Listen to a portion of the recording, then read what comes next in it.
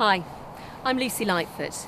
As a golfer and TV presenter, I know what a difference a high-quality playing surface can make to the player's game and enjoyment. I also know it's down to the skills of the turf manager to deliver it. We're here at Bearwood Lakes Golf Course in Berkshire, where we're going to meet Syngenta Application Specialist Tom Robinson. He's going to give us some practical tips and ideas which will enable sprayer operators to achieve the best possible results and to help make good turf great.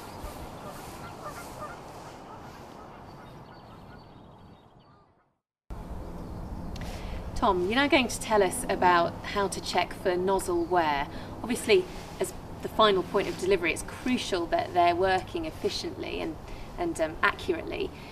What are the key points to look out for?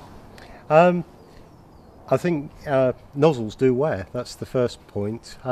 A new set, they're normally pretty good and pretty even, and depending on what products have been put through the sprayer, they wear to a greater or lesser degree. So the key things that will wear nozzles out are dirty water for a kick-off, as any grit in it wears them very quickly, and trace elements, which you use a lot in turf, wear nozzles very quickly. And what we want is nozzles that are putting the same output uniformly along the boom and the output that they're recommended to put out in the manufacturer's handbook. Okay, so what sort of things should operators be looking for then? They should be even in output, and really they should be checking them about once a month because they will wear that quickly, and if they're worn by more than 4%, then you junk them. Okay, and could you just change one? If you had one worn nozzle, could you just change that? I think in Kimi Raikkonen's Ferrari, if he's got a worn sparking plug, they change the lot. So that's the equivalent to that. So no, if one's worn, change them all, because they won't be working properly. And they're so cheap compared with the cost of the chemical going through, and yet, as we've been talking about, they're so important to getting a good result. Okay, so how do we do that check then? Right. In the calibration session, we went through calculating the output, and the way you do the check is with the measuring cylinder. I've got here a jug and a measuring cylinder. Jugs are no good for calibrating sprayers because the graduations on them are very fine, and frankly, depending on how you hold the jug, you can make it calibrate to what you want it to.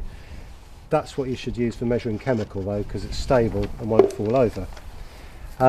For measuring nozzle output, always use the measuring cylinder, and you hold it from the top, and then you'll get a very accurate reading of what's in the measuring cylinder. Okay, that really makes life easier, doesn't it? Actually, this is a bit of a trick measuring cylinder, because we did the calculation in the calibration section.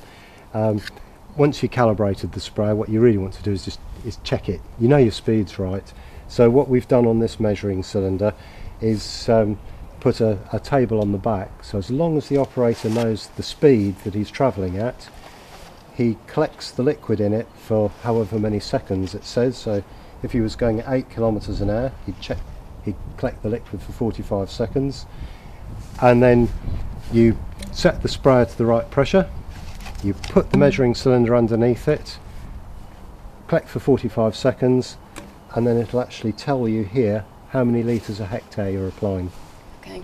One important thing, Lucy, is that you have to do this nozzle check for every single nozzle on the sprayer. And where can operators get hold of one of these cylinders? They should go to the Greencast website, and the special Syngenta cylinder is on there, and it's www.greencast.co.uk. Great. So the summary is: check nozzles for signs of damage before use. Measure the output from each nozzle. Replace the whole set if any nozzles are damaged or worn. Always use a measuring cylinder. Use the Greencast application zone for the latest information.